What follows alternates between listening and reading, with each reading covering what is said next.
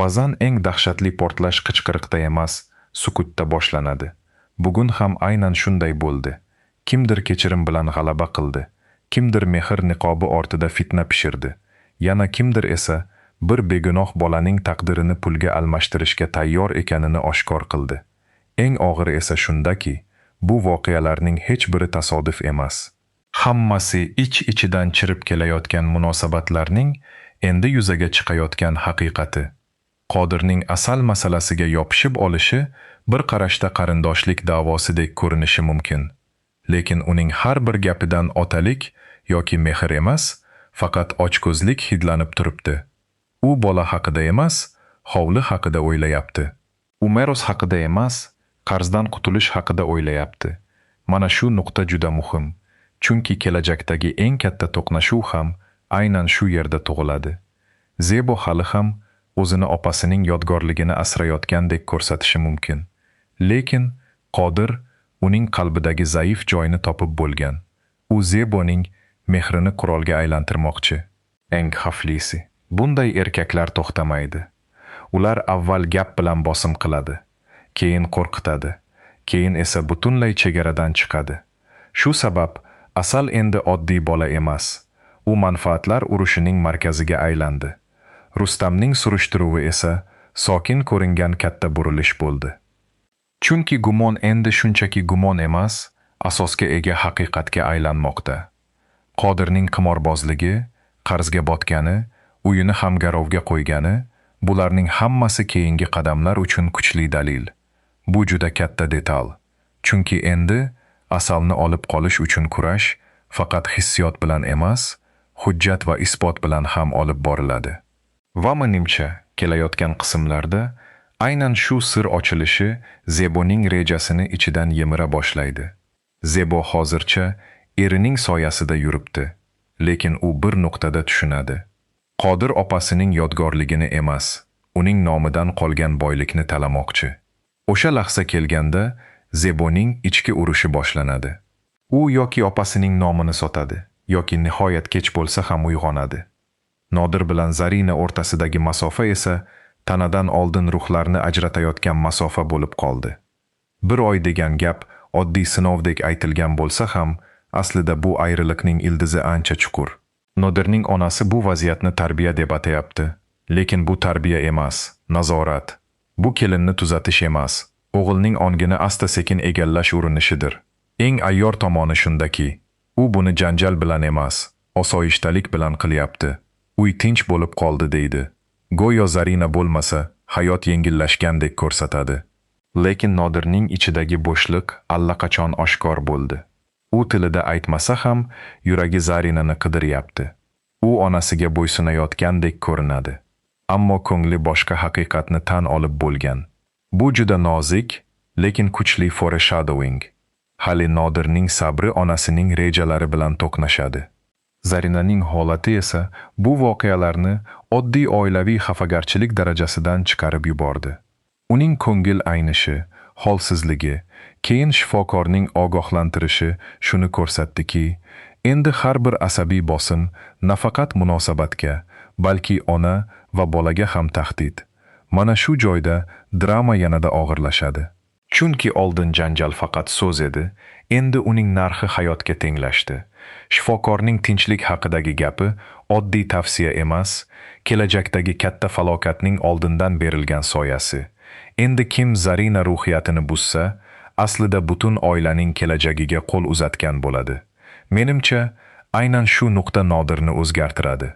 Hozircha u indamayapti, lekin agar Zarina yana bir marta shunday holatga tushsa, u onasiga qarshi turishga majbur bo'ladi. Bu qismning eng og'ir va eng go'zal chizig'i esa kechirim masalasi bo'ldi. To'tining qumrining oldiga borishi oddiy mehribonlik emas, bu ichki g'alaba. U o'ziga qilingan yomonlikni esdan chiqargani yo'q. U hammasini eslaydi. Og'riqni ham, xo'rlikni ham unutgani yo'q. Lekin u o'chni davom ettirish o'zini ham zaharlashini tushundi. Mana shu anglashuv juda katta. Chunki odatda bunday dramalarda odamlar haqligini isbotlash uchun qasos tanlaydi. To'ti esa buning teskarisini qildi. U haqligini kechirish bilan isbotladi. Qumrining ko'z yoshlarida ham aynan shu zarba bor edi. uni ayblashganida emas, kechirishganida sindi. Sababi insonni ba'zan jazodan ko'ra rahm kuchliroq yoqadi. Qumri ilk bor o'zining qanchalik tubanlashganini boshqalarning qahrida emas, birovning pokligi qarshisida ko'rdi.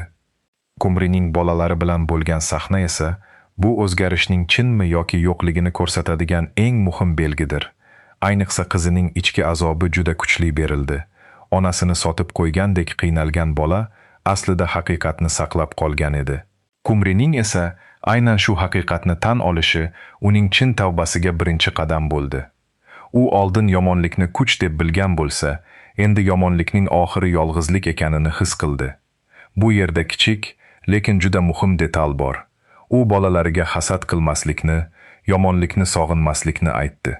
Demak, u o'zining kasali hasad bo'lganini anglab bo'ldi. Bu shunchaki pushaymonlik emas, bu tashxis. Odam dardining nomini tan olmaguncha tuzala olmaydi. Lekin bu yerda bir savol hali ochiq turibdi. Qumri chinakam o'zgaryaptimi yoki hozircha uyat va yakka qolishdan qo'rqyaptimi? Menimcha, ssenariy bu savolni ataylab ochiq qoldiryapti. Chunki kechirim so'rash oson, o'zgarmoq qiyin. Hali uning oldidan yana vasvasa, yana g'urur, yana eski odatlar chiqadi. Agar u o'sha paytda ham ortga qaytmasa, shunda uning o'zgarishi haqiqiy bo'ladi. Aks holda, bugungi ko'z yoshlar vaqtinchalik zaiflik bo'lib chiqadi. Sobir tomonidagi ikkilanma ham bejiz emas. U oilani saqlashni istaydi, lekin yana bir marta sharmanda bo'lishdan qo'rqadi. Bu erkakning yuragi kechirishga tayyor, ammo sha'ni hali ham jarohatlangan. Kelayotgan qismlarda aynan shu ikki holat, rahm va ranjish, Sobirni eng og'ir qarorga olib keladi. Oybek chizig'i ham e'tibordan chetda qolmasligi kerak. Unga yana bir imkoniyat berilishi shunchaki oilaviy rahm-shafqat emas, bu ishonchning so'nggi sinovi. Uning ichkilikdan tiyilgani haqidagi ishora juda muhim, chunki bunday obrazlar birdaniga farishta bo'lib qolmaydi. Ularning o'zgarishi mayda g'alabalardan boshlanadi. Bugun ichmadi, ertaga esa asabini yengishi kerak bo'ladi. Keyin mas'uliyatni ko'tarishi kerak bo'ladi. Agar u shu yo'ldan qaytmasa, bu oilada ilk bor erkakning o'zini tuzatishi ayolning sabridan kuchliroq chiqadi. Ammo bir marta yiqilsa, unga berilgan ishonch yanada achchiqroq parchalangan bo'ladi. Asal atrofidagi vaziyat, Zarinaning homiladorligi, Qumrining tavbasi, Nodirning ichki bo'shlig'i, bular alohida voqealar emas. Hammasi bitta katta mavzuga xizmat qilyapti. Oila ichidagi haqiqiy dushman kim? Ba'zan dushman tashqaridan kelmaydi. U pulga ko'zi uchgan bo'lishi mumkin. O'g'lini yo'qotishdan qo'rqib, kelinini sindirayotgan ona bo'lishi mumkin. Hasadiga yengilgan ayol bo'lishi mumkin. Yoki indamay turib zulmga yo'l qo'ygan yaqin bo'lishi mumkin. Shu sabab bu qismning kuchi baland ovozda emas, odamlarning ichida kechayotgan urushda edi. Endi bashoratlarga kelsak, menimcha eng yaqin portlash Qodir tomondan keladi. U qarzdan qutulish uchun oddiy bosim bilan cheklanmaydi. Sudga ariza, qarindoshlik da'vosi, hattoki asalni ko'rish bahonasida yanada yaqinlashish. Bularning hammasi bir-birining ortidan keladi. Lekin u bir narsani hisobga olmadi. Asal atrofida endi xushyor odamlar bor. Rustam tinmaydi. Jamila ham chekinmaydi. Agar Qodir qo'pol qadam tashlasa, uning qarzlari va asl niyati hammaga fosh bo'ladi. Va men hatto shuni ham kutyapman. Zebo eng hal qiluvchi paytda eriga qarshi guvohlik berishi mumkin. Chunki ayolning ichidagi ona va opa xotirasi bir nuqtada qo'rquvdan ustun keladi. Nodir tomonida esa eng keskin lahza hali oldinda. Hozir u onasini ranjitmaslik bilan xotinini sog'inish orasida qolibdi. Lekin Zarinaning salomatligi masalasi jiddiylashsa, endi bu ikkilanishga joy qolmaydi. U yoki onasining sukutdagi hukmronligini davom ettiradi, yoki birinchi marta chin erkak bo'lib oilasi uchun chiziq chizadi.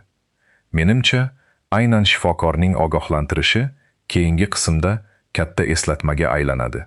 Balki bir telefon, balki bir xabar, balki Zarinaning yana tobi qochishi va Nodirning ichida yig'ilib kelgan sog'inch ayb hissi bilan qo'shilib, keskin qaror tug'diradi. Qumrining o'zgarishi esa uzoq yo'l. Hozir u kechirim oldi, lekin endi sinov boshlanadi. Odamlar uni darrov quchog'iga olmaydi. Ishonch sekin qaytadi. Balki unga yana eski gunohlari yuziga solinadi. balki kimdir uning tavbasiga ishonmaydi. Ana o'shanda uning asl niyati bilinadi.